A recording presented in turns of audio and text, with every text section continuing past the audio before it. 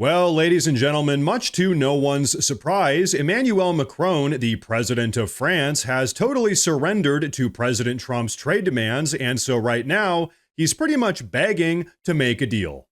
Now, as many of you know, so far, President Trump has very generously given the European Union not one, but two different tariff extensions so that they can attempt to work out a new fair trade deal with the United States. But the final deadline is on July 9th, just 3 days from now.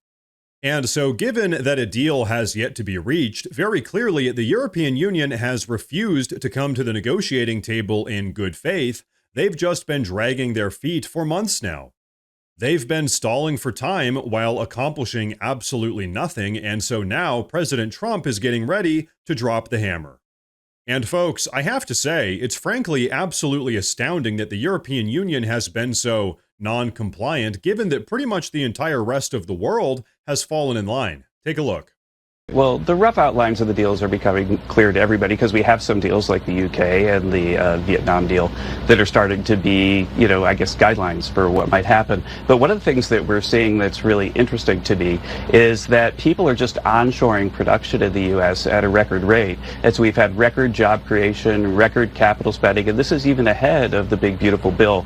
And so I think what's happening is that people are responding to President Trump's, potential threats to have high tariffs on countries by moving their activity here into the U.S., which is creating jobs, more than 2 million jobs since he took office, and raising wages. Wage growth is heading up towards the really, really high pinnacles that we saw in 2017. And so I think there's a race right now to get activity into the U.S., and in part that race has been kicked off by President Trump.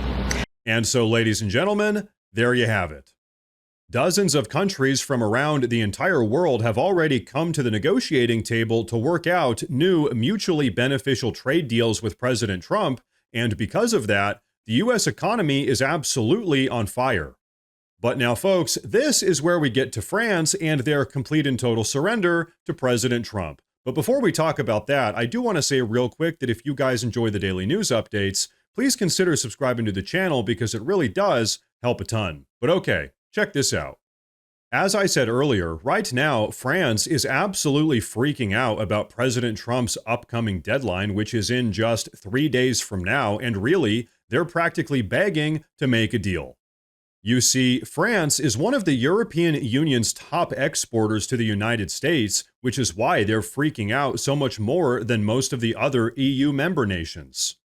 If a new US-EU trade deal isn't achieved, France is pretty much set to be one of the biggest losers of the entire situation. Here's the reality. France is one of the very few European countries that actually maintains a trade deficit with the United States, meaning that they're much more reliant on American imports than almost all of the other countries in the European Union. And so what this means is that France is much more impacted by US-EU trade relation volatility than the various other European Union member nations, which gives some further insight into why France is panicking so much right now.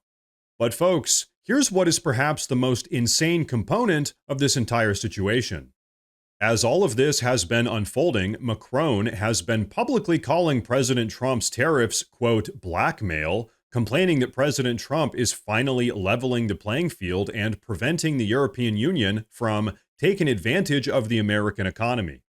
Seriously, on one hand, Macron is now begging for a deal because he knows that without access to the US economy, France would be absolutely screwed. But on the other hand, he's saying that President Trump is blackmailing him. It's absolutely insane.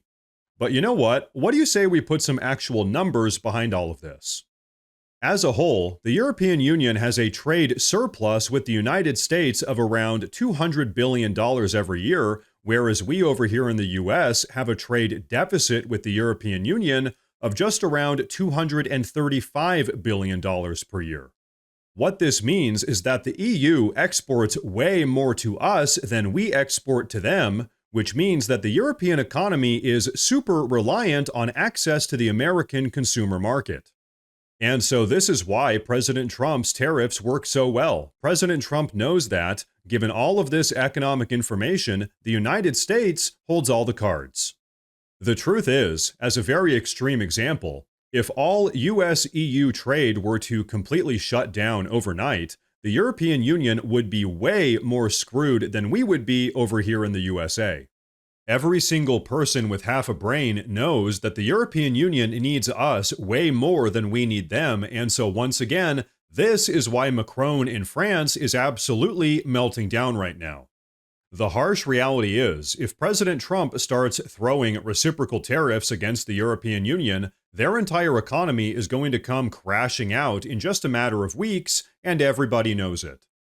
And here's another thing. Because of President Trump's tariffs, the European Union, which was a once rock-solid trade bloc, is now completely fracturing, with every individual member country looking to put their own interests first.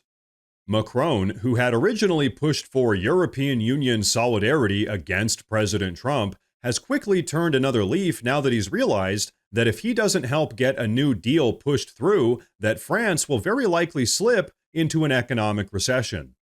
But, ladies and gentlemen, despite all of this information, the far-left media is still to this day fear-mongering about President Trump's tariffs. Take a look.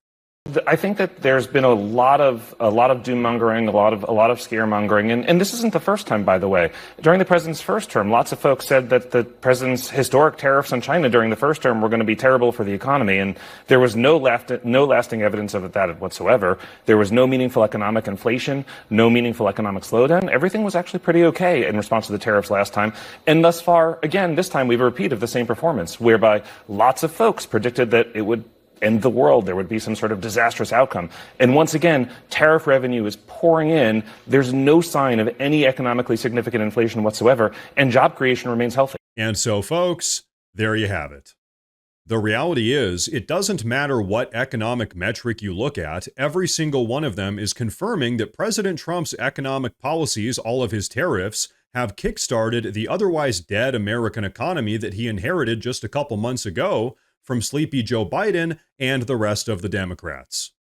And I'll tell you what, here's the reality that no one in the left-wing media will admit. President Trump's tariffs on the European Union are really just correcting the decades worth of European exploitation of the US economy.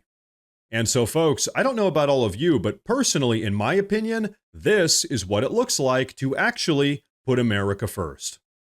Now, ladies and gentlemen, before we wrap up, I do want to say real quick that we officially have a Morse News Twitter page as well as a Morse News Facebook page. So if you use either of those platforms, please go down below and drop a follow in order to get breaking news updates that relate to everything we talk about here in the YouTube videos. But everyone, that is going to be a wrap for today's video, so please go down below and drop a comment. Let me know what you think about all of this. Please like the video while you're down there, and like I said earlier, please consider subscribing to the channel because it really does help a ton. Thank you all very much for tuning in today, and of course, as always, stay safe.